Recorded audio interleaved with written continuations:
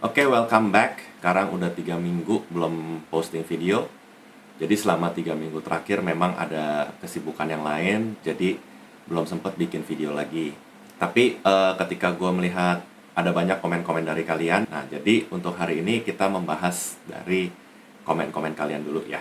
Akun Excel waktu itu membahas video tentang sepeda ngaruh nggak sih tentang Stratos S2 versus Cervelo S5. Komentarnya, ya kalau bedanya beberapa menit dalam kesampaian ya mending S2, tapi kalau kesampaian beda beberapa jam ya jelas mending Cervelo. Sebenarnya gini, kembali lagi semua sepeda itu nggak ada yang benar, nggak ada yang salah ya. Semua harus disesuaikan dengan kebutuhan masing-masing. Kalau yang kebutuhannya untuk lomba, ibaratnya kita kalah 1 detik pun ya kalah. Tapi kalau misalnya kita hanya penghobi, terus udah gitu belum mau mengeluarkan budget lebih, ya apapun itu oke-oke aja. Next. Ini dari Sweet Alert. Buset deh, kayak skripsi, ada solusi permasalahan segala. Video-video yang gue buat ini semuanya gue nggak mau cuman kayak ya udah gue kasih ada problemnya, terus udah gitu udah semua cari masing-masing. Ya gue berusaha untuk membagikan apa yang gue tahu dari pengalaman-pengalaman bersepeda gue. Andi BDG. Kalau untuk kompetisi di mana beda 2-3 menit berpengaruh, sepeda spek mentok membantu. Kalau kayak saya yang cuma dalkot lupan dengan average paling mentok di 35, ya cukup S2 saya aja. Yang salah itu malas latihan tapi berharap mendadak kenceng dengan beli sepeda 100 jutaan. Nah ini komentarnya bagus, bener banget. Seperti yang tadi gue udah bilang, kalau misalnya belum siap untuk mengeluarkan uang lebih, pakai sepeda yang kita punya aja. Toh goalnya apa? Misalnya kesehatan. Kalau kesehatan asal pun kita bergerak ya kita pasti akan lebih sehat dibandingkan kita hanya duduk-duduk mager. Lalu ada Ricocir 77, cuma sanggup beli alloy. Percaya deh, banyak banget teman-teman gua yang bersepeda pakai sepeda alloy yang nyopotin teman-temannya pakai sepeda karbon. Jadi nggak ada masalah sekali lagi. Yang penting tetap aja semangat berlatih. Budi berbagi kisah. Alloy lebih ramah di kantong saya. Ya betul, inilah salah satu alasan kenapa memilih sepeda alloy. Lee Marcel, good video bro. Terima kasih untuk supportnya sejauh ini. Nah, ini ada lagi Cairiman Taufik.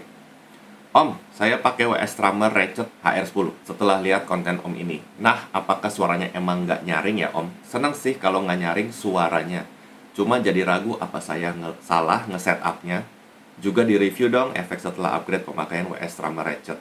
Oke, jadi suaranya dari Ratchet Strummer ini memang nggak senyaring kalau kita pakai DT Swiss. Nah, kalau tentang efek setelah upgrade, jujur aja secara performance, sepertinya sih ada peningkatan sedikit ya. Yang sudah pasti wheelset ini jauh lebih ringan. Jadi kalau lagi akselerasi itu terasa lebih ringan, tapi karena sama-sama alloy seperti wheelset bawaan si Stratos, jadi kalau ngomong flexing, ini ada flexingnya juga, bahkan sebenarnya lebih flexing karena spokesnya jumlahnya lebih sedikit.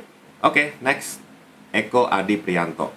Sampai saat ini setia pakai elemen FRC 51, beli tahun 2019 karena saat itu memang hanya mampu beli sepeda itu. Tapi seiring pemakaian selama 4 tahun, partsnya sudah banyak yang diganti. Mulai dari kaliper rem, rotor, hub, jari-jari, seat post, saddle, drop bar, stem, group set. Aslinya pakai Terni, saya ganti ke Sora. Yang terakhir saya ganti adalah forknya.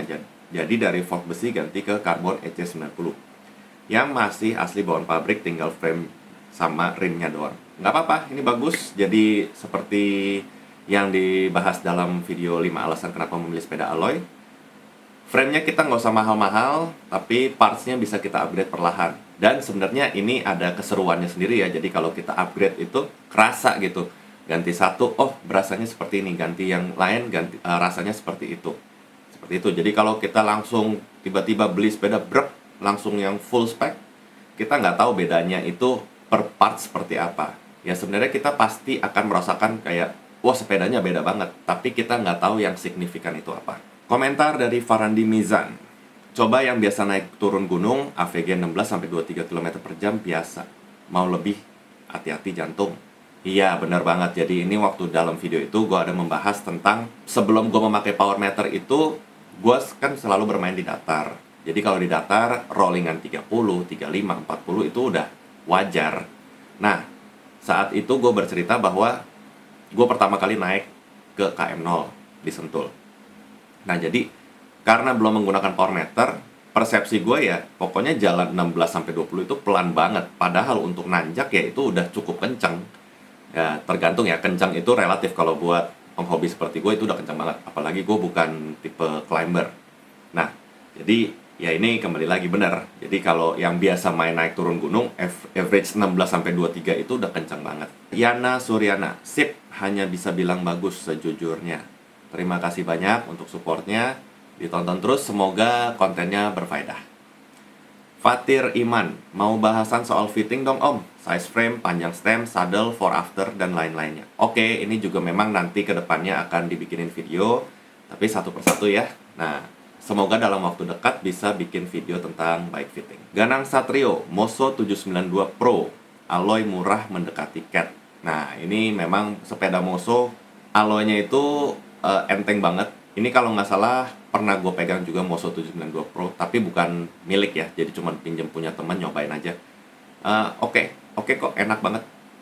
Jadi bisa jadi salah satu referensi. Abung Sutanto, murahan mana dengan sepeda besi bro? Menurut kita alloy itu nggak murah, tergolong mahal, tapi jika patah nggak bisa dipakai lagi. Tapi kekuatan kalah dengan sepeda besi yang lebih murah. Jujur aja kalau ngomong sepeda besi, gue juga kurang tahu karena belum pernah melihat ke arah sepeda besi ya. Tapi yang gue tahu sih ada sepeda besi yang mahal juga, jauh lebih mahal daripada sepeda alloy. Mereknya Stand Earth. Nah, kalau memang patah, betul kalau sepeda besi bisa dilas. Nah, kalau ngomong kekuatan, kalah dengan sepeda besi yang lebih murah, ya tapi sepeda besi juga lebih berat ya. Nah, jadi bagaimana itu bisa dibanding-bandingkan sendiri. Uras Handar Mahua. Halo, untuk stem FSA-nya bisa kasih info nggak dapat di mana ya? Jadi bawaan handlebar dari Polygon Helios A8X itu kan Vision Metron 5D. Tapi karena sepedanya mau diganti dengan clip-on, nah jadi harus ganti handlebar juga. Yang mana nggak termasuk dengan stemnya. Stem FSA-nya ini adalah FSA NS ACR.